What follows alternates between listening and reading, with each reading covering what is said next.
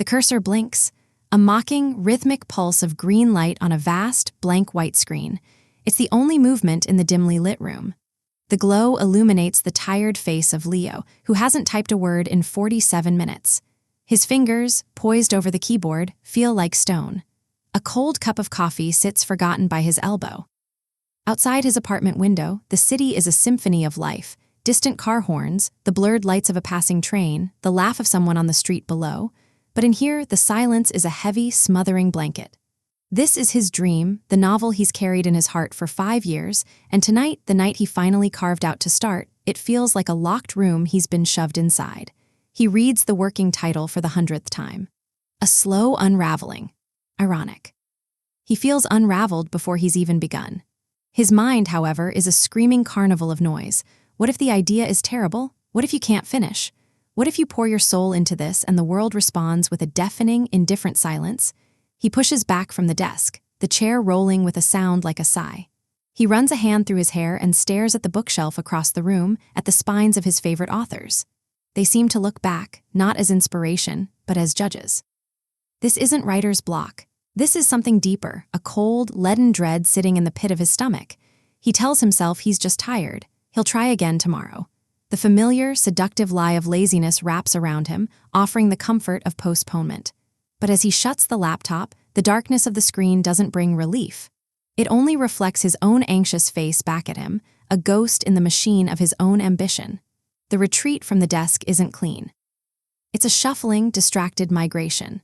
Leo finds himself in the kitchen, absently rinsing the cold coffee mug, then wiping down a counter that's already clean. He checks his phone. Scrolls.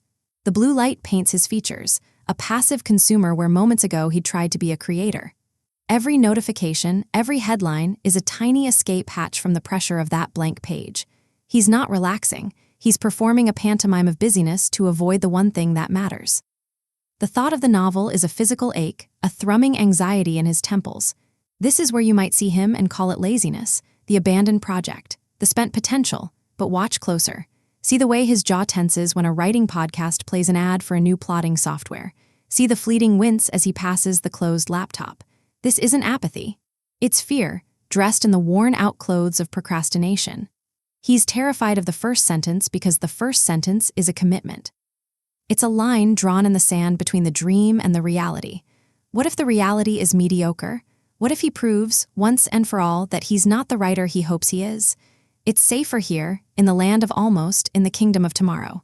Here, the novel is perfect, a gleaming masterpiece in his mind. To start is to risk tarnishing that perfect vision. So he curates his avoidance with meticulous care. The research deep dive that becomes a Wikipedia rabbit hole, the sudden urgent need to reorganize his music library, the pre-writing ritual that never ends. He is building a fortress of preparation to keep the actual battle at bay. The night deepens. The city's symphony softens to a lullaby he doesn't deserve. He stands in the middle of his living room, a statue of indecision, caught between the silent accusation of his desk and the quiet condemnation of his couch. Type, continue to generate the next section. Continue previous section text section 3. The ghost in the room, it's in this suspended silence that the ghost appears. Not a specter from his novel, but a memory, sharp and unbidden. He's 22 again, in a cramped classroom, heart hammering as he holds a sheet of paper, ink still damp. His creative writing professor, a man with kind eyes and a merciless red pen, had returned the first short story Leo ever mustered the courage to submit. The margin was a bloodbath of critiques, but at the bottom, a single line in clean, blue ink: "You have a unique voice. Don't be so afraid of it that you silence it before it speaks." Back then, Leo had only seen the red. He'd folded the paper, tucked it away, and for years told himself the critique was the point. He de-framed the fear as respect for the craft. Now he understands the professor saw the real story, the one happening between the lines, the terror of the boy offering up a piece of his soul for grading. The memory doesn't inspire him, it accuses him. That professor is retired now. That bright-eyed version of himself feels like a stranger. The ghost whispers, "You were scared then, and you're scared now."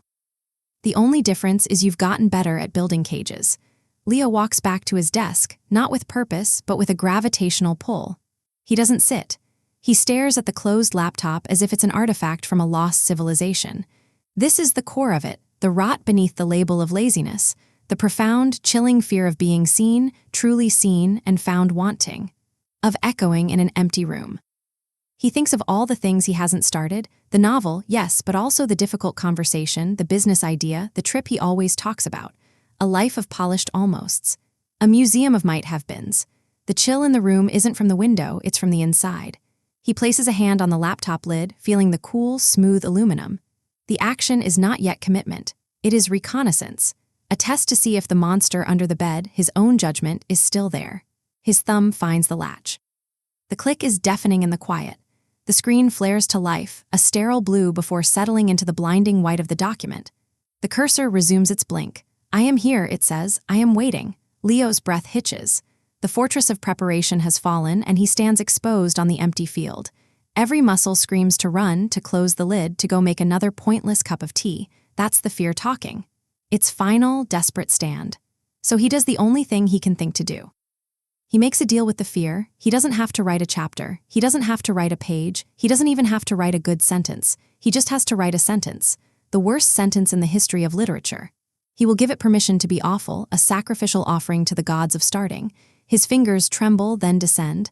They type 7 words. They are clumsy. They are trite. They are objectively bad. The man walked into a bar of rain. He stares at it.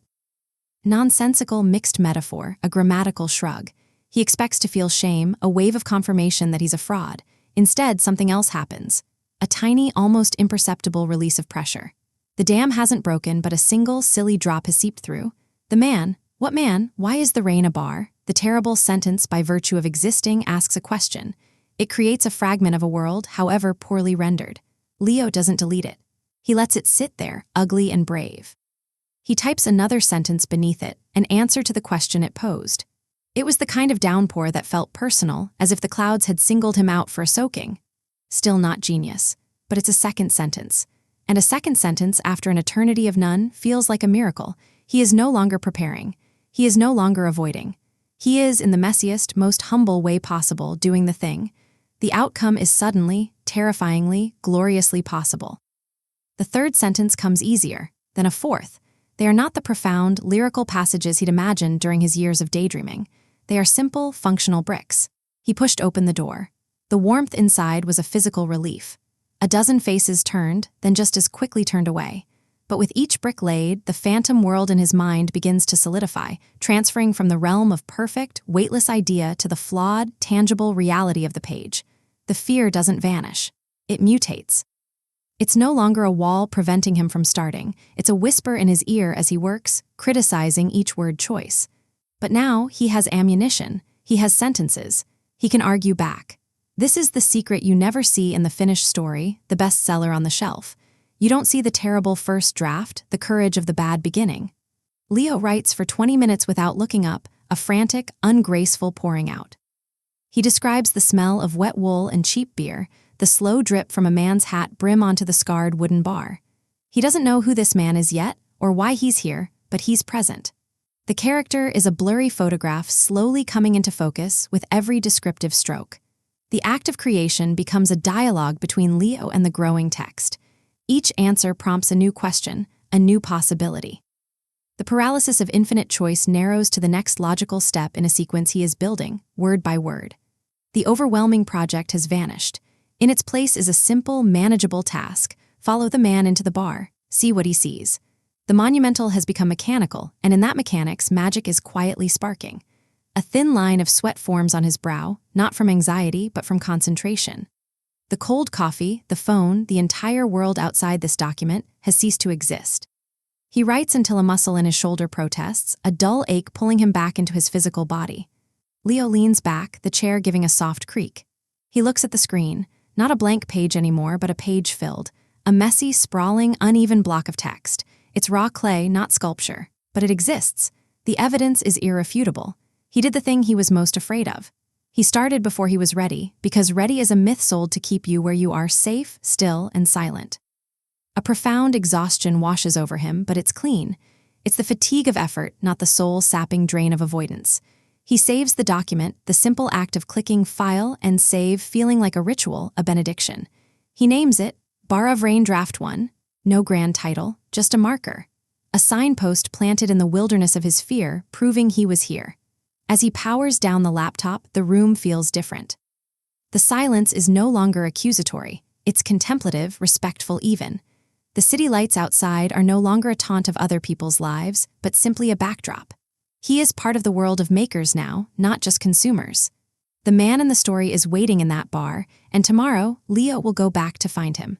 The fear will likely be there, too, a familiar passenger on the journey, but it no longer holds the wheel. It's been demoted to a backseat driver, its panicked directions now easier to ignore over the sound of the engine, the steady, satisfying hum of work in progress. The story of Leo's novel is just beginning. But the other story, the one about the man paralyzed by dread, the one you might have called lazy, that story ends here, tonight, with a single, terrible sentence and the courage to write a second one. The rest is just writing.